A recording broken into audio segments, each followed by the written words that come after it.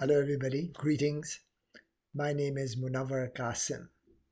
The cause of disunity amongst humankind. In this part 2 of Destruction or Peace, we will discuss 6 different chapters, beginning with The Origin of Religion, which is our second episode in the series Destruction or Peace by Mehboob Qasim. The beginning. As mankind multiplied from the children of Adam, people started becoming wicked and disobedient to the Creator.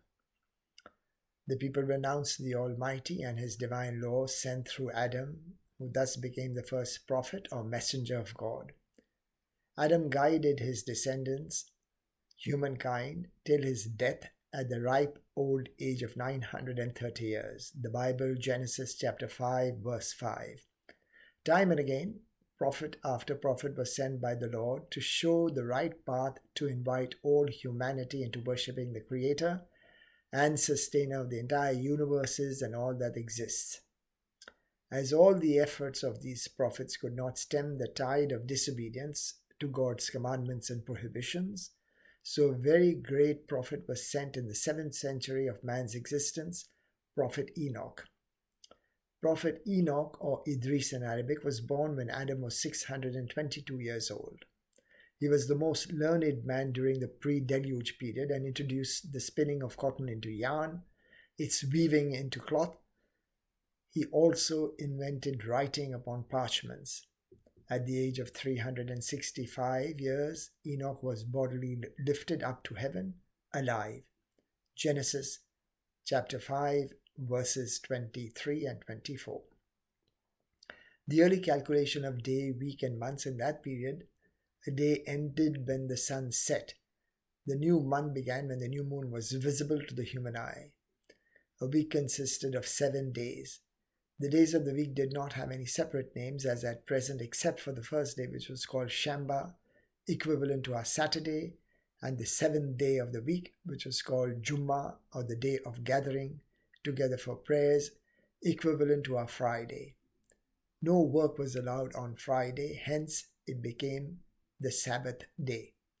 The ancient system of day, week, month calculation from the time of Adam is still prevalent amongst the Muslim world.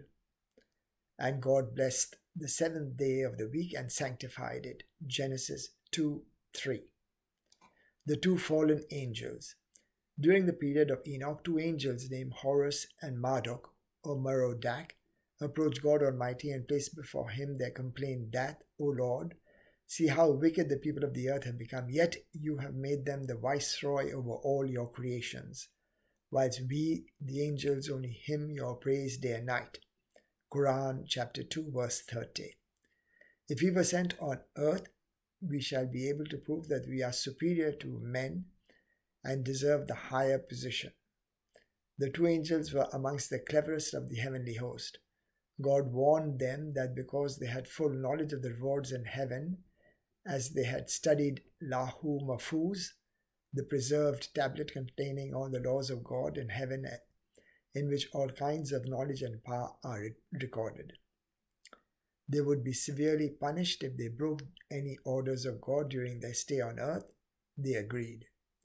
God then gave these 2 angels Nafs Amara, or the animal instinct in man, which tempts man to commit sins in addition to Nafs Lawama, or the conscience, which they as angels already possessed and which draws humankind towards goodness, perfection. Horus and Marduk were sent as human beings and led perfect lives for a while, trying to teach goodness to mankind and set themselves up as models. But soon a very beautiful married Persian woman named Medhus enticed them with her charms and got them to take wine, murder her husband, and worship an idol before she would permit them to commit adultery with her.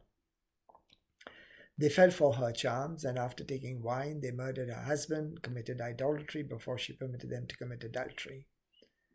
Pages 133-134, Volume 1, Tafrihul Askiya fil Awwal ul Anbiya. Now they realized that they were doomed, so they went running to Prophet Enoch, requesting him to plead for them before God. Enoch told them that he would pray for them on the coming Sabbath Friday.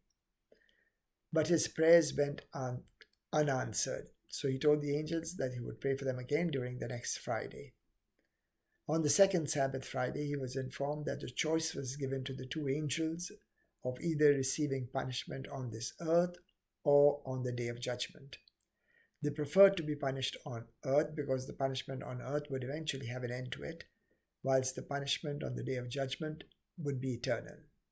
So their punishment would last until this earth is totally destroyed by some catastrophic event into fragments and ashes.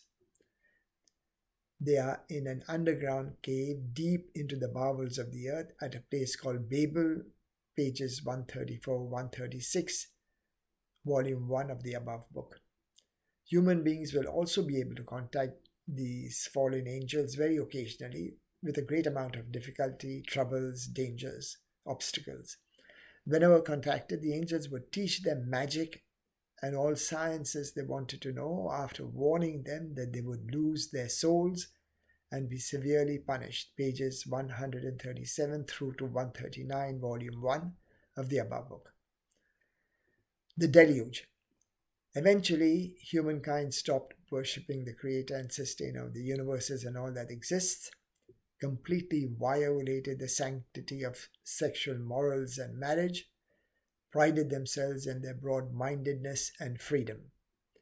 Every man and woman indulged in any sexual abuse that gave pleasure.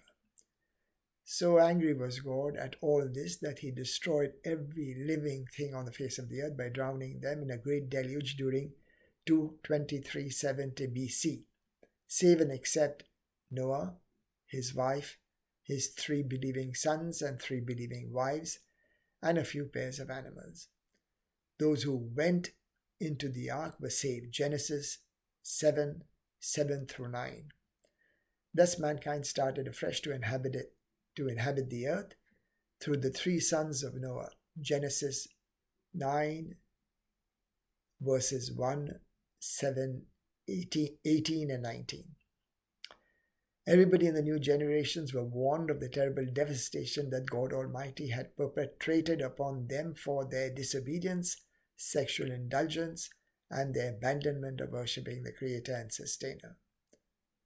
God promised that he would never again destroy the whole of humankind by water. Genesis chapter 9 verses 9 through 17. This time the warning is that the wicked, disobedient humankind would be destroyed by fire, a clear indication towards a nuclear holocaust. Thank you for listening to today's episode.